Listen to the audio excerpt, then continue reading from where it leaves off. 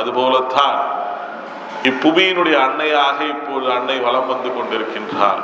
நம்முடனே வசிப்பவள், நாம் சொல்வதை கேட்டு நினைத்த மாத்திரத்திலே வரத்தினை அளிப்பவள். நீங்கள் ஒரு 10 ஆண்டுகளுக்கு முன்னால் 5 ஆண்டுகளுக்கு முன்னால் வாராகி என்ற நாமத்தை சொல்லி பார்த்தீர்கள்னால் ஒருவருக்கும் தெரிந்திருக்காது. வாராகி அப்படி ஒரு தெய்வம் ஒன்று இருக்கிறதா என்ற கேள்விதான் அனைவரும் எழுப்பியிருப்பார்கள். ஆனால் இன்றைய நிலையில் நீங்கள் பார்த்தீர்களே, ஆனால் எமது சேத்திரம் உட்பட தமிழ்நாட்டில் மட்டும் கிட்டத்தட்ட 100 சேத்திரங்களில் அன்னை பிரதிஷ்டை செய்யப்பட்டு வழிபாடு செய்யப்பட்டு கொண்டிருக்கின்றாள். இன்னும் 5 ஆண்டுகள் கழித்து பார்த்தீர்களானால் இது லட்சங்களில் மாறி உலகம் முழுவதும் இவளுடைய பராக்கிரமம், உலகம் முழுவதும் அனைத்து ஆலயங்களிலும் இவளை பிரதிஷ்டை செய்து வழிபடுகின்ற நிலைமை உருவாகும்.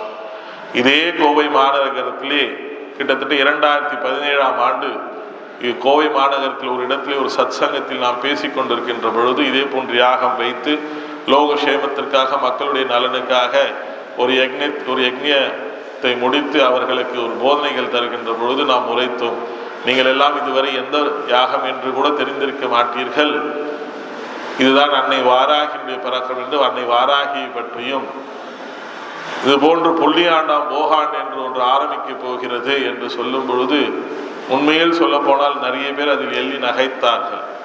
அப்பொழுது ஒரு வாக்கியத்தையும் நாம் பதிவிட்டோம், உலகமே இருளில் மூழ்கின்ற காலம் வரப்போகிறது, பெற்ற அன்னையே தன் குழந்தையை வாரி அணைத்து பாலூட்ட பயப்படுவாள், கொத்து கொத்தாக மடிகின்ற காலம் வரப்போகிறது, மனித இனம் முடங்கி அனைத்து ஜீவராசிகளும் சுதந்திரம் பெறப் போகின்றன, 2 ஆண்டுகள் கழித்து இதில் எவரெல்லாம் உயிரோடு இருக்கின்றோம் என்பதை பார்ப்போம், உயிரோடு இருந்தால் நாம் எல்லாம் மீண்டும் சந்திப்போம் என்று இதே கோவை மாநகரத்திலே ஒரு சத்சங்கத்திலே பதிவிட்டு விட்டு சென்றோம். அதன் பிறகுதான் கொரோனா என்கின்ற கொடிய வியாதி, அதுக்கு நாமம் என்றால் கொரோனா என்று சொல்லலாம், ஆனால் அது போன்ற ஒன்று வரவிருக்கிறது என்பதை முன்கூட்டியே உரைத்தவள் அன்னை வாராகி. இந்த புவியை சுத்தம் செய்தவள், எச்சங்களை எல்லாம் தின்று மிச்சமிடுபவள் அன்னை வாராகி. அப்படி மனித இனத்திற்கு தேவையானவைகளை மீண்டும் புதுப்பித்து இந்த பூமியை சுத்தம் செய்துவிட்டு அவளுடைய ஆளுமையை